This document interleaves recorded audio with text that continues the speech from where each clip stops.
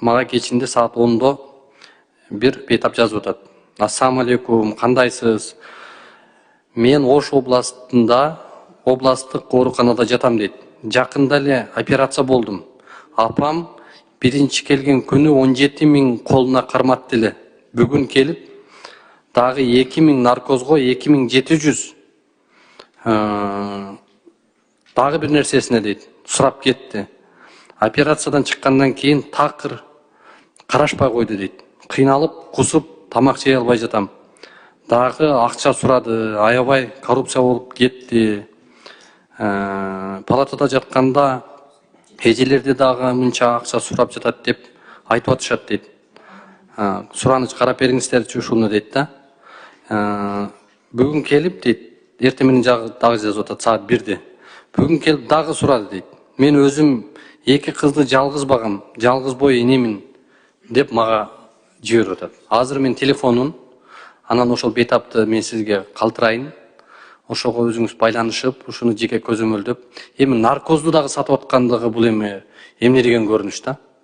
Мейли эми жанагы жакшы дарыгер дейли багат деп коет, бирок напсысын тыйбай жанагындай бир атайын ставка коюп алып, мынча бербесең карабайм, мынча бербесең сени операция кылбайм деп кылгандыгы бул чектен чыккандык да. Ошого Айбек Турсалович, эми мен ойлойм ушул тармакка мына жаңы келдиңиздер, жаңы министр дайындалды. Жаңылыкты күтүп атабыз сиздерден. Жаңы реформаларды күтүп атабыз. Ушул бейтаптардын укуктарын, ошондой ынсабы жок дарыгерлердин жоопкерчилигин карап, ошолорго бир жакшы талаптарды коюп бериңиздер, сураныч. Мына канча деген биздин бейтаптар ушул ооруканада акча үчүн мындай ден соолугунан ажырап калган окуялар көп да. Рахмат, ушуну көзөмөлгө алып бериңиздер. Анан экинчи дагы жагдай мына жооп берип коеюнчу ушуга. Эң туура маселени көтөрдүңүз да. Мен да сиздей болуп олтурганда мен ушундай маселелерди бир нече жолу көтөрүп келгем. Чындыгында баягы кой аксагы менен жүздөгөндөй биздин ак халатчандардын да ушул ак халатына дак түшүргөндөр дарыгерлер болуп калып атат. Кошумча дагы мына төрөт үйлөрү боюнча дагы эми мына милдеттүү медициналык камсыздандыруу жөнүндө азыр мыйзам долбоорлорун карап атабыз. Мамлекеттик кепилдик программалары бар. Бул алкакта эң аярлуу мына төрөгөнгө чейин, төрөгөндөн кийин 1 жыл акысыз деп мыйзамда чекчейтип жакшынакай кылып жазып койгонбуз.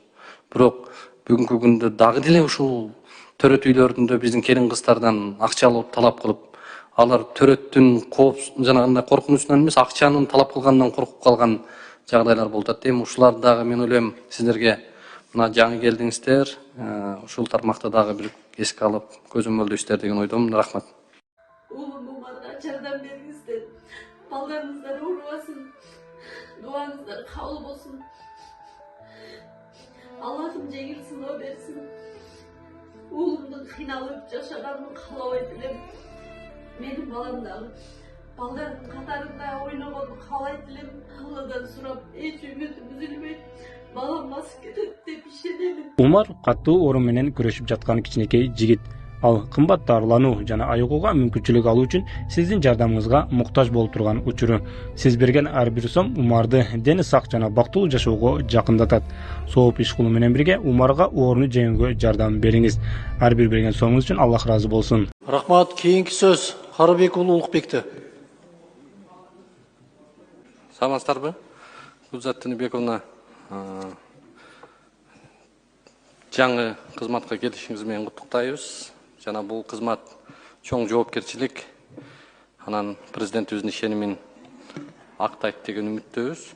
Мына билим берүү системасындагы сапатты жакшыртуу үчүн биринчи кезектеги кайсы бир 3 реформаңызды атап кетиңизчи.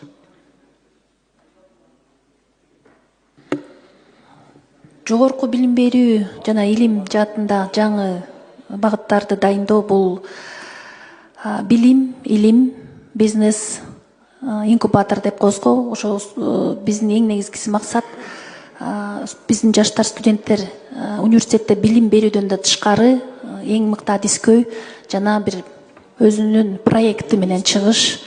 Андан тышкары бул деген бир гана кесипти аркалабай чет тилдерди билүү максатында ошо чет тилдер бир нече чет тилдерди дагы программа двойного диплома деп коет.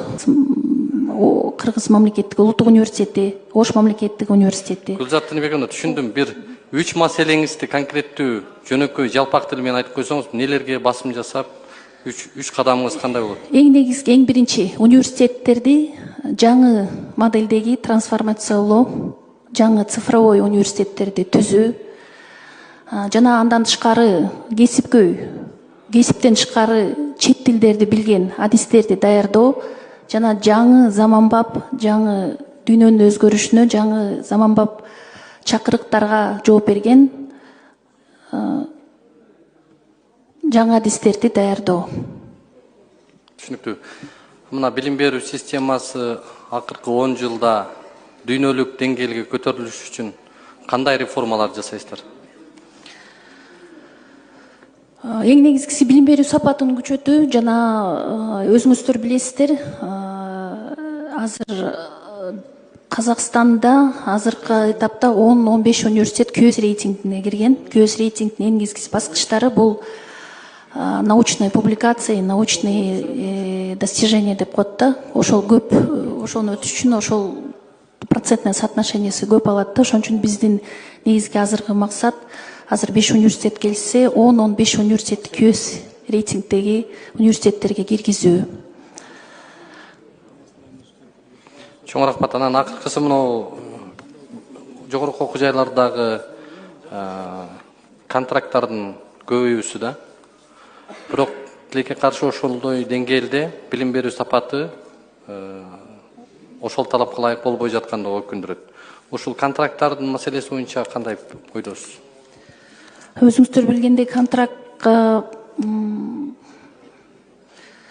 мораторий киргизилген, бирок былтыр ошо контрактты көбөйтүүгө кайра уруксат берилген.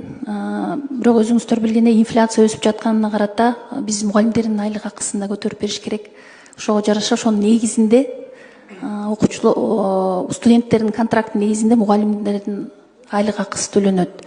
Контракт көбөйтүлмөйүнчө биз мугалимдердин айлык акысын көтөрө албайбыз.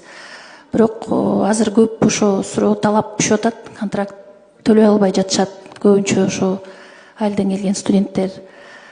Ошон үчүн ошол маселени дагы буюрса карап көрөбүз. Абдан маанилүү жагдай деп эсептейм. Сиздер ушул боюнча дагы бир мыйзам долбоорун сунуштасаңыздар, иштеп чыксаңыздар, чогуу чараны ушул боюнча бир акыл калчасак деп айткым келет да. Укук коргоо органдарына мисалы бүгүн атайын пенсия жаш курагына карабай туруп, жаш чегине жетпей эле 20 жылдык стаж менен алар пенсия курагына чыгып атат. Бирок ошол эле кезде эң маанилүү тармак бул билим берүү, медициналык кызматкерлерге, дарыгерлерге эмгек акы, маяна маселеси. Мындай бир азыр көңүл бурулуп баштады да. Тилекке каршы бул маселени эми биз жандандырыш үчүн атайын бир медициналык кызматкерлерге, мугалимдерге ушундай эмгек стажына баалап биз жанагындай пенсия курагын кабыл алсак жакшы болот деген ойдомун да. Ушул боюнча дагы бир буюрса иш процессинде дагы тыгыз иштейли. Ушул боюнча дагы сиздерди чогуу кызмат кылууга чакырат элем. Рахмат. Макул, рахмат сиздерге.